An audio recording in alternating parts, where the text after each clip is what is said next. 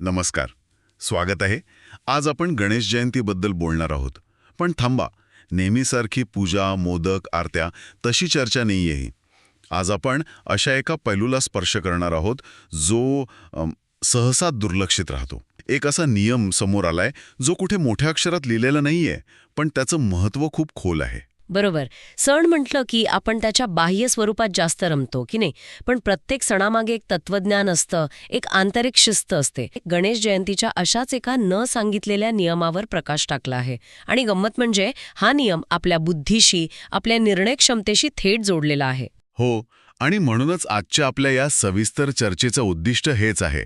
हा जो गुप्त नियम आहे तो नेमका काय आहे, त्याचा गणेशाच्या मूळ तत्वाशी काय संबंध आहे, आणि सर्वात महत्त्वाचं म्हणजे रोजच्या धावपळीत जिथे प्रत्येक क्षणी निर्णय घ्यावे लागतात तिथे हा नियम आपल्याला कसा मार्गदर्शक ठरू शकतो हे समजून घेणं. चला तर मग या विचाराच्या मुळाशी जाऊया. तर सुरुवातीलाच मूळ मुद्द्याला हात घालूया. गणेश जयंतीच्या दिवशी पूजा कशी करायची, दुर्वा कशा वाहायच्या, यावर तर भरपूर माहिती आहे. पण तुम्ही म्हणालात की या सगळ्याच्या पलीकडे एक महत्त्वाचा नियम आहे, तो कुठे लिहिलेला नाहीये. मग तो आहे तरी काय? उत्सुकता खूप वाढली आहे. त्याची गंमतच ही आहे. तो इतका साधा आहे की तो नियम आहे असं वाटतच नाही. तो एका कृतीबद्दल नाही, तर एका मानसिक स्थितीबद्दल आहे. आणि तो नियम आहे, या दिवशी स्वतःच्या बुद्धीवर शंका घेऊ नका. फक्त एवढंच? हो, बस एवढंच. स्वतःच्या बुद्धीवर शंका घेऊ नका. ऐकायला किती सोपं वाटतंय. पण खरं सांगायचं तर हे ऐकल्यावर माझ्या मनात पहिला विचार आला की हे म्हणजे जवळपास अशक्य आहे. म्हणजे माझा अख्खा दिवस तर स्वतःच्या निर्णयांवर शंका घेण्यातच जातो. एखादा साधा ईमेल पाठवण्याआधी मी तो 4दा वाचतो. मीटिंगमध्ये काही बोललो की नंतर विचार करत बसतो, अरे ते वाक्य तसं म्हणायला नको होतं का? आणि यात तुम्ही एकटे नाही आहात. ही आपल्या सगळ्यांचीच कहाणी आहे. आणि इथेच या साध्या वाढणाऱ्या नियमाची खरी ताकद आणि खोली लपलेली आहे. आपण ज्याला सेकंड गेसिंग म्हणतो, म्हणजे घेतलेल्या निर्णयावर पुन्हा पुन्हा विचार करणं. तो आपल्या मानसिक ऊर्जेचा किती मोठा भाग खाऊन टाकतो याचा आपण विचारच करत नाही. मी चुकलो तर नाही ना? यापेक्षा दुसरा पर्याय चांगला होता का? ही सततची आतली चर्चा बुद्धीला अस्थिर करते. अगदी. म्हणजे हे असं आहे की गाडी चालवताना प्रत्येक क्षणी आपण ब्रेक आणि क्लच बरोबर दाबतोय ना, हे तपासत बसण्यासारखं. गाडी चालेल, पण तिचा वेग प्रचंड कमी होईल आणि ती सतत धक्के देत राहील. अगदी अचूक उदाहरण आहे. बुद्धीचंही तसंच आहे. ती तिचं काम करत असते, पण आपण सतत शंका घेऊन तिला अडथळा निर्माण करतो. नेमकं याच गोष्टीवर बोट ठेवतात. त्यांच्या मते गणेश जयंती हा बुद्धीच्या देवतेचा उत्सव आहे आणि त्या दिवशी जर आपण आपल्याच बुद्धीला शंकेच्या धक्क्यांनी अस्थिर करत असू तर एक प्रकारे आपण त्या देवतेचा अपमानच करत आहोत. हा नियम आपल्याला सांगतो की वर्षातून किमान एक दिवस तरी आपल्या बुद्धीला तिच्या पूर्ण क्षमतेने कोणत्याही अडथळ्याशिवाय काम करू द्या, तिच्यावर विश्वास ठेवा. हे खूपच मनारिक आहे. पण बुद्धीवर शंका घेऊ नका हे वाक्य आणि गणेश यांच्यात थेट संबंध कसा जोडायचा? म्हणजे हाच नियम दिवाळीला किंवा दसऱ्याला का नाही? गणेश जयंतीलाच याचं इतकं महत्त्व का? गणेश तत्व असा उल्लेख आहे, पण ते नेमकं काय आहे? खूप महत्वाचा प्रश्न आहे हा. कारण गणेश तत्व समजलं की हा नियम किती तर्कशुद्ध आहे हे लगेच लक्षात येतं. या तत्वाची 3 भागात विभागणी करतात. पहिलं म्हणजे विचारांचा उगम. आपल्या मनात येणारी कोणतीही नवी कल्पना, कोणताही विचार, याचं जे मूळ आहे, जी स्तार्क आहे, ते गणेश तत्व आहे. म्हणूनच तर आपण कोणत्याही कामाच्या सुरुवातीला श्री गणेशा करतो. हो, कारण ती सुरुवात विचारांपासून होते. अगदी. श्री गणेशा करणे हा वाक्प्रचार त्यामुळेच आपल्या तितका रुळला आहे. अच्छा. या तत्वाचा दुसरा भाग आहे निर्णयांचा आधार. आता हे समजायला थोडं सोपं करूया. विचार करा, आपलं मन म्हणजे गुगल मॅप्स आहे. आपल्याला एका ठिकाणून दुसऱ्या ठिकाणी जायचंय आणि मॅप्स आपल्याला 4-5 वेगवेगळे रस्ते दाखवतंय. एक रस्ता शॉर्टकट आहे, पण तिथे ट्रॅफिक असू शकतं. दुसरा लांबचा आहे, पण रस्ता चांगला आहे. या सगळ्या पर्यायांमधून आपल्यासाठी योग्य मार्ग निवडायला जी आतली शक्ती मदत करते, जो विवेक जागृत होतो, ते म्हणजे गणेश तत्व. बरोबर, ते आपल्याला गोंधळातून योग्य निर्णयापर्यंत पोहोचवतं. वा, म्हणजे फक्त विचार निर्माण करणं नाही, तर त्या विचारांच्या गर्दीतून योग्य मार्ग निवडण्याची क्षमता. आणि तिसरा सर्वात महत्वाचा भाग म्हणजे विवेकाचं अधिष्ठान, म्हणजेच बुद्धी. जर आपलं मन एक कंपनी असेल तर वेगवेगळ्या विभागांकडून म्हणजे भावना, तर्क, अनुभव या सगळ्यांकडून माहिती येते. पण जो CEO त्या सगळ्या माहितीवर प्रक्रिया करून अंतिम निर्णय घेतो, ती जागा म्हणजे बुद्धी, म्हणजेच गणेश तत्व. आता या तिन्ही गोष्टी एकत्र करून बघा. विचारांची सुरुवात, निर्णयाचा आधार आणि विवेकाचं स्थान.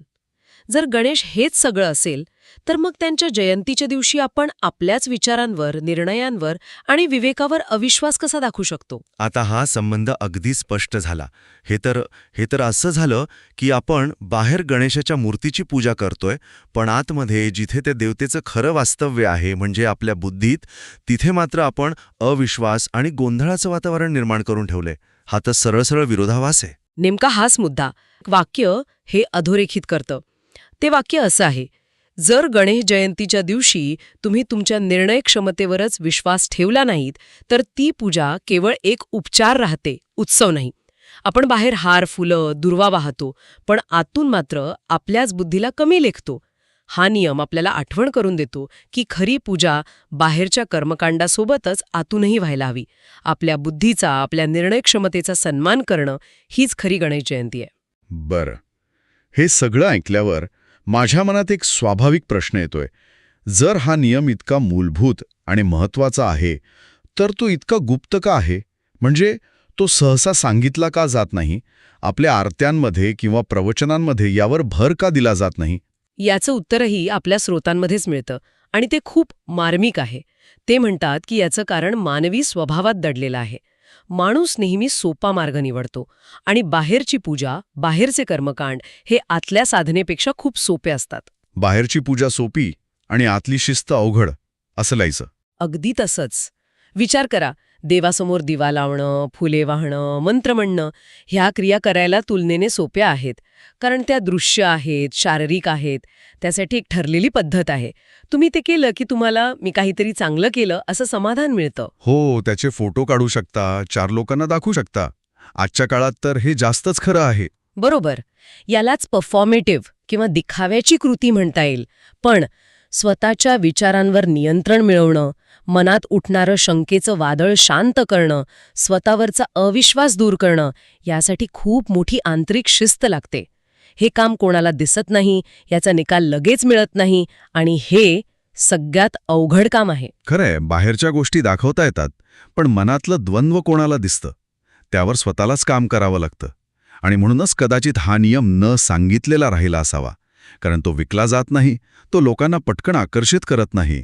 नेमका हाच मुद्दा आहे. स्रोत सांगतात की गणेश तत्वाची सुरुवातच आतून होते.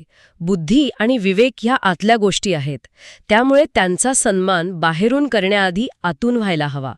हा नियम आपल्याला त्याच आंतरिक साधनेकडे घेऊन जातो, जी बाह्य कर्मकांडापेक्षा जास्त आव्हानात्मक, पण अनेक पटींनी अधिक परिणामकारक आहे.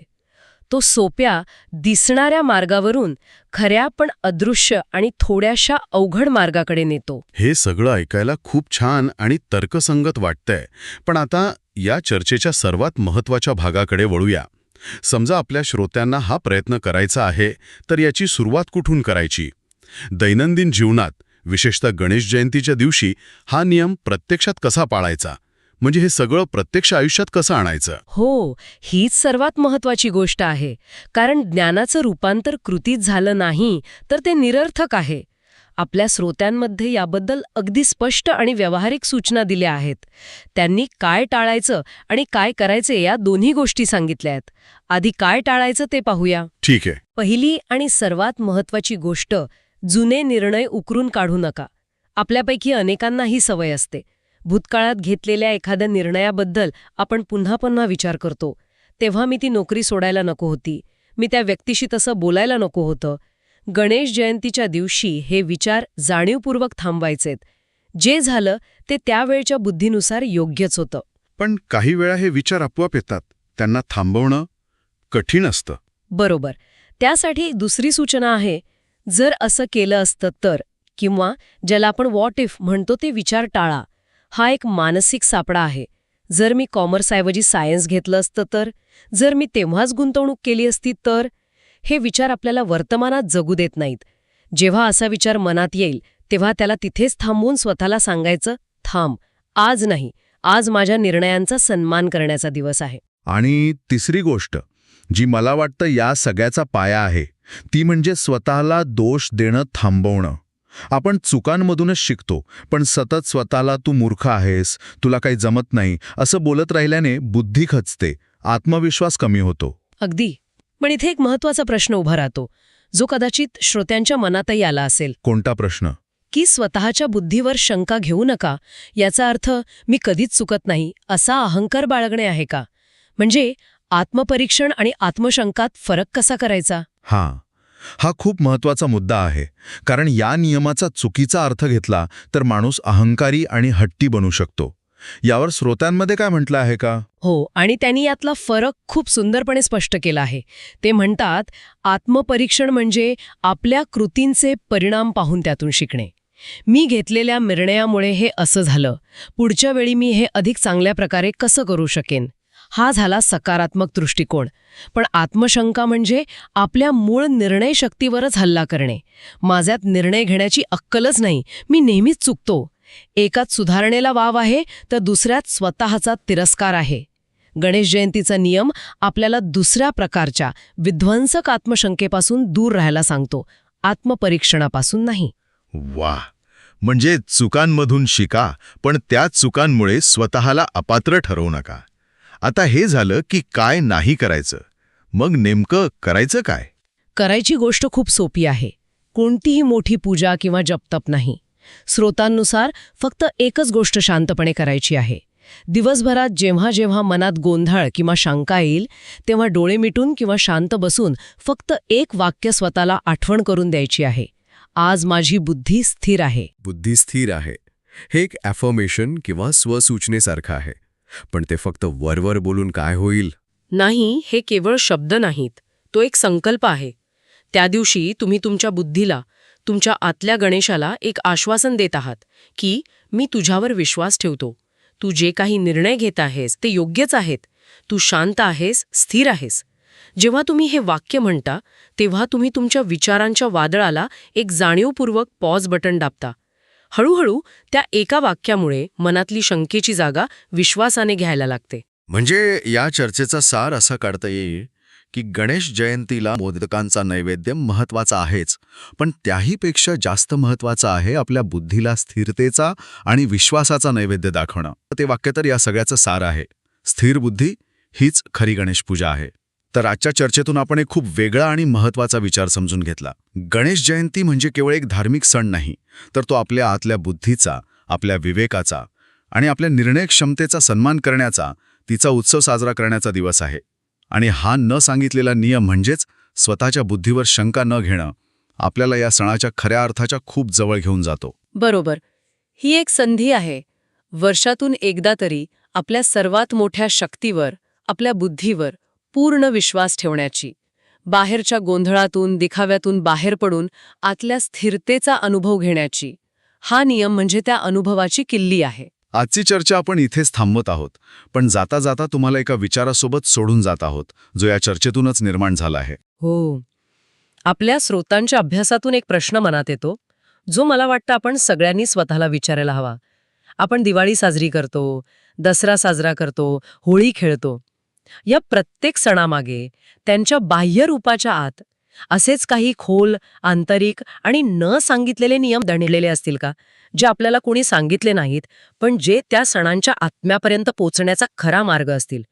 आणि जर असतील तर ते नियम काय असतील? विचार करा.